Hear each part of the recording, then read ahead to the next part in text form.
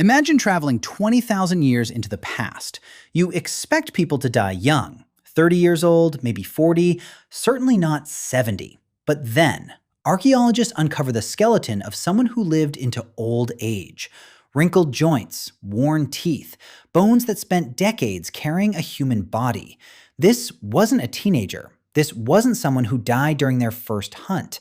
This was an old person, a surprisingly old person, which raises an unexpected question. Did ancient humans actually live longer than we do today?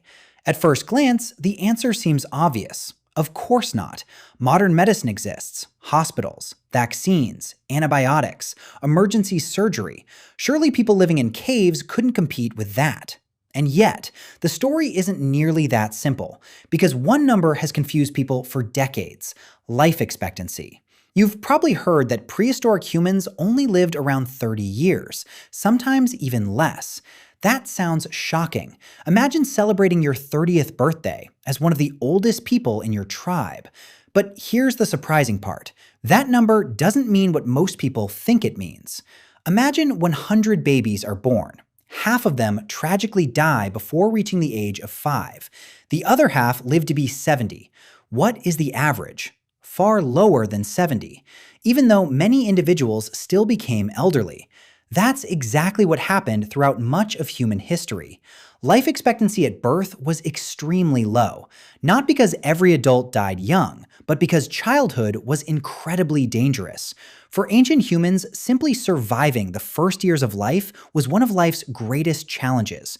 Imagine being born without hospitals, without incubators, without vaccines, without antibiotics, without clean drinking water.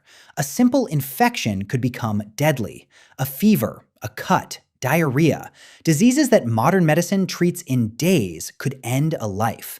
Many children never reached adulthood, which dramatically lowered the average. Now imagine another child. This one survives. They reach 10 years old, then 15. Then 20. Something remarkable happens. Their chances of living much longer suddenly increase, not because life became easy, but because they had already survived the most dangerous years. In many prehistoric societies, reaching adulthood was an extraordinary achievement. Once there, some individuals lived into their 60s, 70s, perhaps even beyond. Archaeologists have discovered ancient skeletons showing advanced age, worn joints, missing teeth, healed broken bones, evidence that someone had lived for decades. Some required care from other members of their group. Imagine breaking your leg 20,000 years ago. You cannot hunt, you cannot gather food, you cannot travel. Alone, you probably die. Yet archaeologists have found skeletons with severe injuries that healed completely.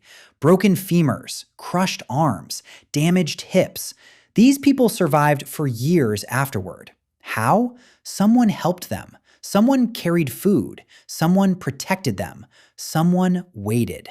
That single discovery tells us something extraordinary. Ancient humans didn't simply survive because they were strong. They survived because they cooperated. Now imagine a prehistoric camp at sunset. Children laugh around the fire. Hunters return carrying meat. Others prepare plants collected throughout the day. And sitting beside the flames, an old woman. Her hair has turned gray. Her movements are slower. She no longer joins every hunt.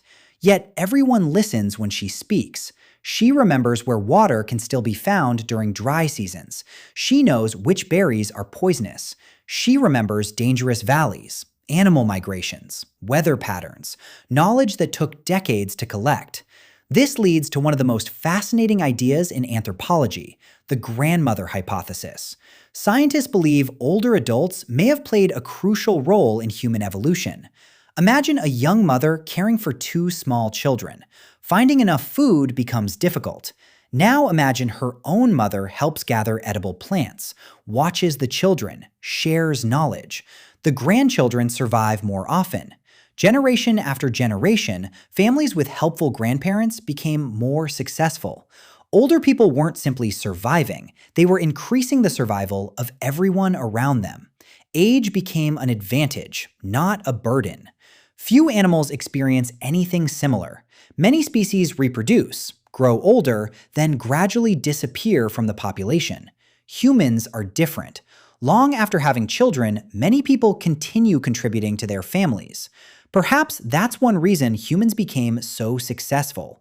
Knowledge lasted longer than muscles. Imagine two hunters. One is 20 years old, fast, strong, fearless.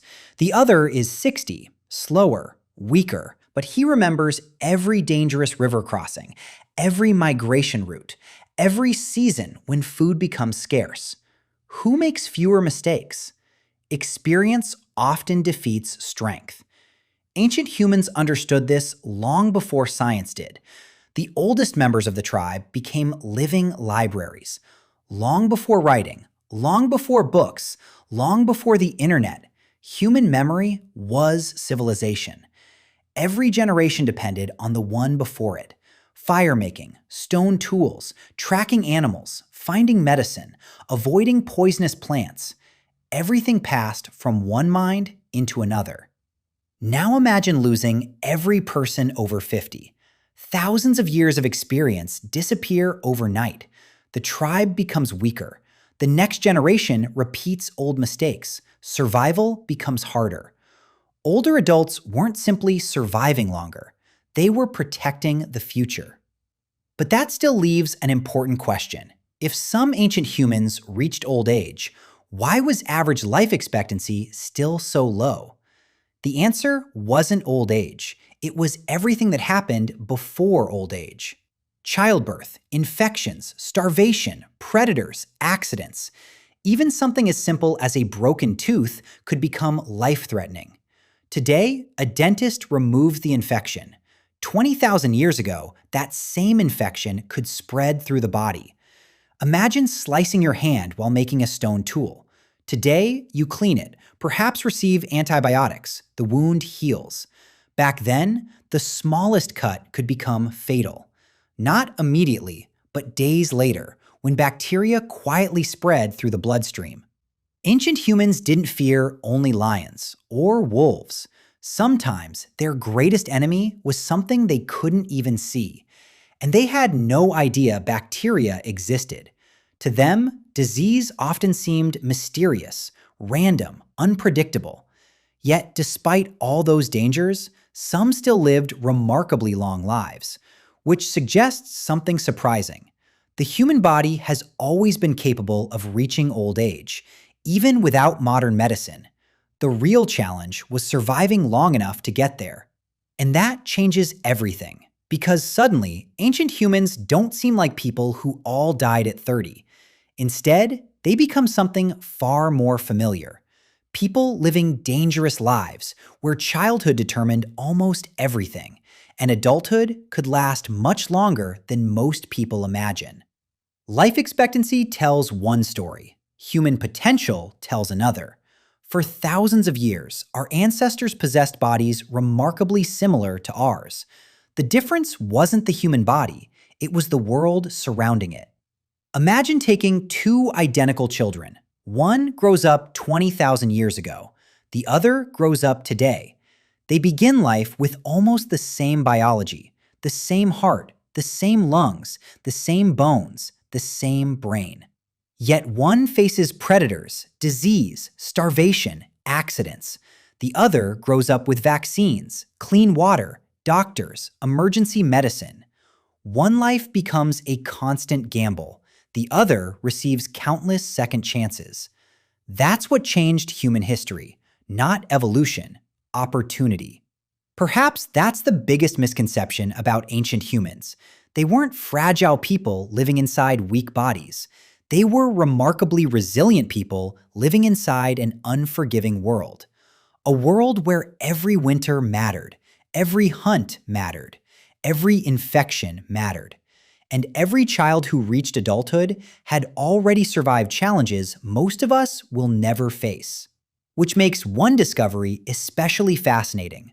Whenever archaeologists uncover someone who lived into their 60s or 70s, they aren't discovering an impossible exception. They're discovering what the human body was capable of all along, if it was simply given enough time. So, Did ancient humans really live longer than modern humans? No. Modern humans enjoy the longest average lifespan our species has ever achieved. But the idea that every prehistoric person died around 30 is one of history's most misunderstood statistics. Many lives ended tragically early, yet many others lasted for decades, long enough to become hunters, parents, grandparents, teachers, the keepers of knowledge, the people who guided entire tribes through countless winters. Perhaps that's the real lesson hidden behind ancient bones. The human body hasn't changed as much as we imagine. The world has. And thanks to everything humanity has learned, millions of people now receive the opportunity our ancestors spent thousands of generations fighting for. Not the opportunity to live forever, but simply the opportunity to grow old.